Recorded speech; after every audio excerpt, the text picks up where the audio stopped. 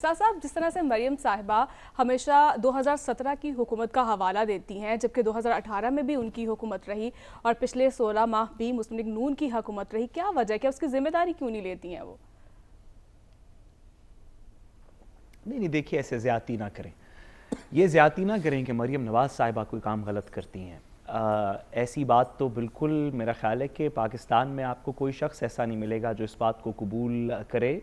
और अगर आपने ज़्यादा इस बात पे इंसिस्ट किया कि मरियम नवाज़ साहिबा कोई गलती भी कर सकती हैं, तो मैं अपने ब्यूरो चीफ अदील बड़ाइच साहब से कहूँगा कि आपके ख़िलाफ़ सख्त से सख्त एक्शन लें, क्योंकि पाकिस्तान में इस तरह की बात की कोई जगह नहीं है। मरियम नवाज़ साहिबा जो करती हैं वो सही करती हैं। अगर वो ज़िम्मेदारी नहीं ले रही तो उनकी ज़िम्मेदारी नहीं होगी, और जब उनकी ज़िम्मेदारी होगी तो आई एम श्योर कि वो मुल्क और कौम के वफ़ा के वसी तरीन मुफाद में बढ़ के किसी अच्छी चीज़ की ज़िम्मेदारी कबूल करेंगी। प्लीज़ इतना ज़्यादती ना करें आप। मुझे लग रहा है कि जमहूरियत के ख़िलाफ़ हैं और जमहूरियत के ख़िलाफ़ लोग हमें पसंद नहीं। देखें ना, 2018 में भी शाहिद खकान अब्बासी थे तब प्राइम मिनिस्टर, और तब शहबाज शरीफ साहब थे। ऐसी क्या वजह जो शहबाज शरीफ साहब जो है ऐसा काम नहीं कर पाए हैं, जो वो जिम्मेदारी लेने से कतराते हैं? यही सवाल मैं आदिल आपसे भी करूँगी।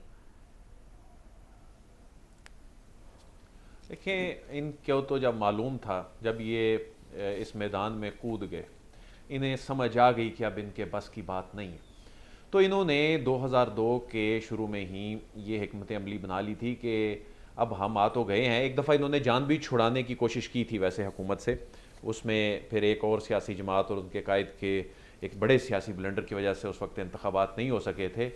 लेकिन इनकी हिकमत अमली यही थी कि हमने इसकी ऑनरशिप नहीं लेनी, हमने बात करनी है कि 2017 हम 2017 तक बात करेंगे। अभी भी ये बयानियां बनाएंगे।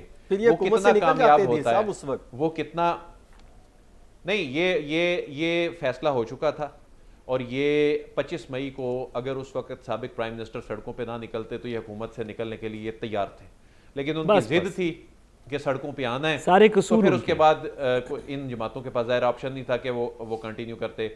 नहीं, कसूर एक मरतबा नहीं है, दूसरी मरतबा भी है। जब निगोसिएशन हो रही थी, जब पार्लिमान में मुज़ाकरात हो रहे थे, पार्लियामेंट में बैठ के इनके लोग जाकर बताते थे कि अर्ली इलेक्शन हो जाएंगे, तो वो शख्सियत कहती थी कि जी नहीं, 15 दिन में ही कराएं, 20 दिन में ही कराएं, तब मैं मानूंगा। तो उसका नतीजा ये निकला कि आज चीज़ें सबके हाथ से निकल गई और इलेक्शन कितने आगे चले गए। तो ये सियासी ब्लंडर्स तो हैं ना।